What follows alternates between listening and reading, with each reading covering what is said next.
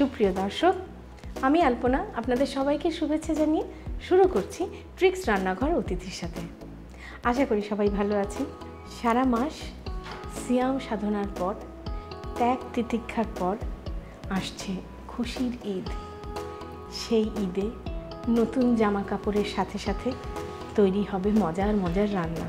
হ্যাঁ, সেই রকম আকর্ষণীয় করে তোলার জন্য একটা মজার রান্নার রেসিপি আজকে আপনাদের জন্য নিয়ে এসেছি।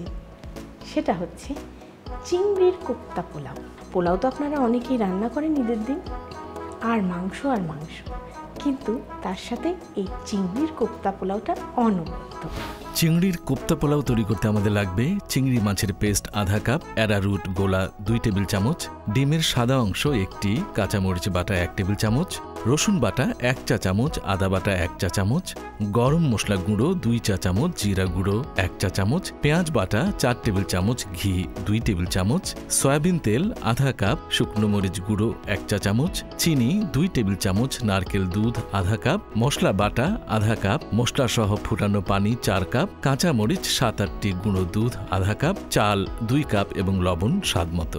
প্রথমে আমরা চিংড়ির পেস্ট, তার মধ্যে আমি দেব গুলে রাখা অ্যারারুট এবং একটা ডিমের সাদা, আর এটাকে একটু স্পাইসি করার জন্য কাঁচা মরিচ বাটা, এই 1-1.5 কাপ চিংড়ির জন্য 1 চা চামচ রসুন বাটা, 1 চা চামচ আদা বাটা, প্রয়োজন অনুযায়ী একটু লবণ এবং একটু গরম মশলার ফাঁকি, সেই সাথে একটু জিরের ফাঁকি। এবারে আপনি চাইলে আরেকটা পদ রয়ে গেছে, সেটা হচ্ছে একটু পেঁয়াজ বাটা। আপনি চাইলে এটাকে হাতে মাখাতে পারেন, কিন্তু এইটা বেশি স্মুথ হবে যদি বিটার দিয়ে বিট করেন।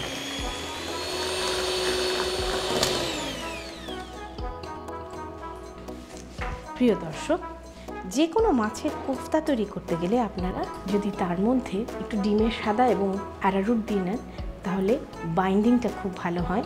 এখন আমরা মশলা কষাবো। প্রিয় দর্শক, এই রান্নাটা আমি তেল এবং ঘি মিশিয়ে করব।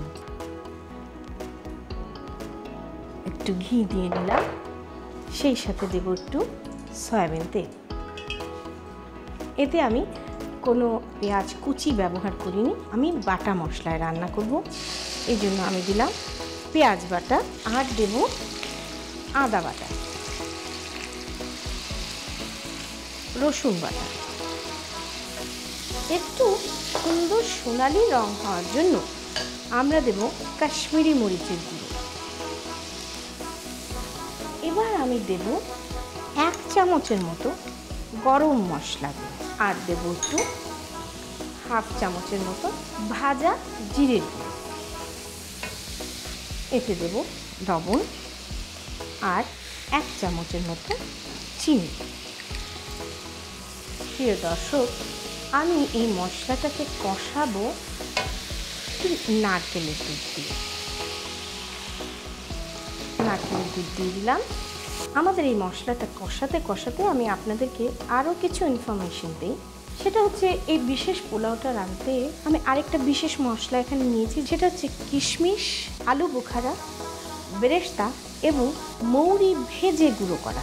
এই 4টা জিনিস একসাথে পানি দিয়ে পিষে নিতে হবে এবং আমরা সেটা পরে রান্নায় ব্যবহার করি। আর আমি একটি কাপড়ের পুঁটলির ভিতরে একটি বড় পেঁয়াজ, 1 টুকরো বড় আদা, 2-3 কোয়া রসুন, একটু এলাচ, দারচিনি, তেজপাতা, এই কয়টা মশলা কাপড়ের পুঁটলিতে ভরে আমি পানিটাকে ফুটিয়ে নিয়েছি। অন্তত আধা ঘন্টা আপনি পানি ফুটিয়ে নেবেন। ফুটিয়ে নিয়ে সেটা একটা মশলাদার পানি, অর্থাৎ আখনির পানির মতন তৈরি হবে। তারপরে সেই পানি থেকে আপনি আপনার যেই পরিমাণ চাল, তার ডাবল পরিমাণ পানি মেপে। এখন আমরা এর মধ্যে দিয়ে দেব সেই বাটা মশলাটা।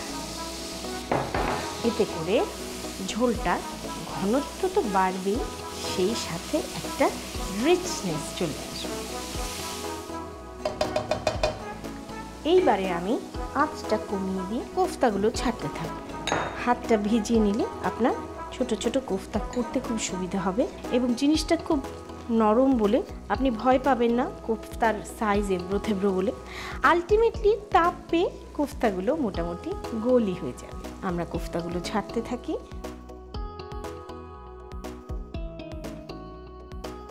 এখন আমরা এই কোফতাগুলোকে সিদ্ধ হবার জন্য নারকেলের দুধটাও দিয়ে দিলাম।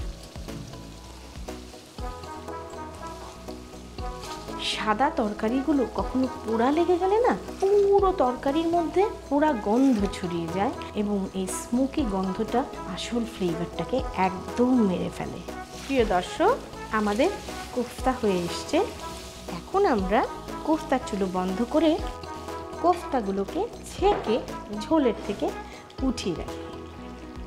জাস্ট আলতো করে, একটু সুরো সাথে চলে আসলে অসুবিধা নেই, উঠিয়ে নেব। প্রিয় দর্শক, এখন আমরা আমাদের পোলাওয়ের হাঁড়ি গরম হয়ে গেছে, এর মধ্যে দেব ঘি। অলমোস্ট 4 কাপ চালের পোলাও রান্না হচ্ছে। সামান্য একটু তেল, খুব বেশি নয়, কারণ আমাদের কোফতার মধ্যে ঝোলের মধ্যে যথেষ্ট তেল এবং ঘি আছে, আর খুব বেশি প্রয়োজন নেই। গরম হতে থাকুক। এবারে আমরা এতে দেব কিছু কাঁচামরিচ ভেজে নেওয়ার জন্য। কাঁচামরিচ ভেজে নিলে একটা দারুণ সুগন্ধ অ্যাড হয়। ভাজা ভাজা হয়ে গেছে। প্রিয় দর্শক, এখন আমি চেয়েছে আমার কোফতার ঝোলটা ভালো করে একটু মশলাটাকে ভাজা ভাজা করে নেব।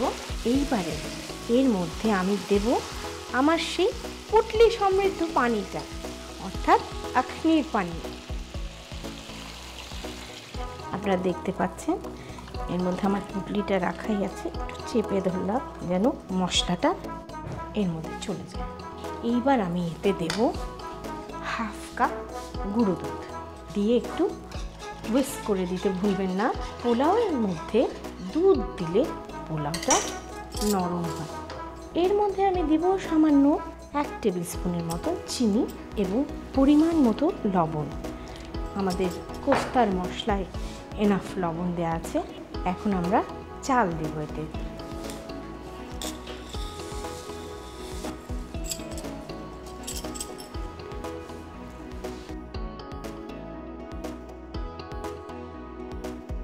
আমাদের চাল ফুলে উঠছে। এই সময়টা আপনারা বেশি করে নাড়া দেবেন যাতে উপরের তেলটা ভালো করে চালের সাথে মিশে যায়। দেখেন কি সুন্দর মিশে গেছে। এখন আমরা আঁচটা ধিমে করে দিলাম এবং সেই কোফতাগুলোকে আমরা আস্তে আস্তে উপরে ছড়িয়ে দিই। চতুর্দিক দিয়ে দিবেন যেন সব জায়গায় একদম ছড়িয়ে দেওয়া হয়। প্রিয় দর্শক, এইবারে আমরা এই কোফতা পোলাওকে ঢেকে দিলাম 20 মিনিটের জন্য। তাহলে আমরা ফিরে আসছি 20 মিনিট পর। চলুন তাহলে দেখি আমাদের চিংড়ির কোফতা পোলাওয়ের কি খবর।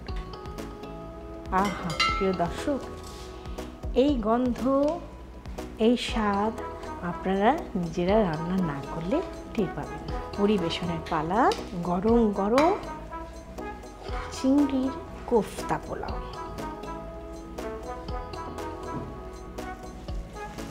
তাহলে প্রিয় দর্শক, তৈরি হয়ে গেল জমজমাট ঈদের রান্না চিংড়ির কোফতা পোলাও। প্রথমে একটি বাটিতে চিংড়ি মাছের পেস্ট, অ্যারারুট গোলা, ডিমের সাদা অংশ, কাঁচামরিচ বাটা, রসুন বাটা, আদা বাটা, লবণ, গরম মশলা গুঁড়ো, জিরা গুঁড়ো ও পেঁয়াজ বাটা দিয়ে ব্লেন্ডার মেশিন দিয়ে ব্লেন্ড করে নিন। এবার একটি কড়াইয়ে ঘি, সয়াবিন তেল, পেঁয়াজ বাটা, আদা বাটা, শুকনো মরিচ গুঁড়ো, গরম মশলা গুঁড়ো, ভাজা জিরা গুঁড়ো, লবণ, চিনি ও নারকেলের দুধ দিয়ে ভালো করে কষিয়ে নিন। এরপর এতে ব্লেন্ড করা কোপ্তা ও নারকেল দুধ দিয়ে ভালো করে জাল দিন। এবার কোপ্তাগুলোকে ঝোল থেকে ছেঁকে উঠিয়ে নিন। এরপর একটি প্যানে ঘি, সয়াবিন তেল, কাঁচামরিচ, কোপ্তার ঝোল, মশলাসহ ফুটানো পানি, গুঁড়ো দুধ, চিনি, লবণ ও চাল দিয়ে কিছুক্ষণ জাল দিন। এবার এতে কোপ্তাগুলোকে ছড়িয়ে দিয়ে ঢাকনা দিয়ে ঢেকে 20 মিনিট জাল দিন। 20 মিনিট পর পাত্রে তুলে পরিবেশন করুন চিংড়ির কোপ্তা পোলাও।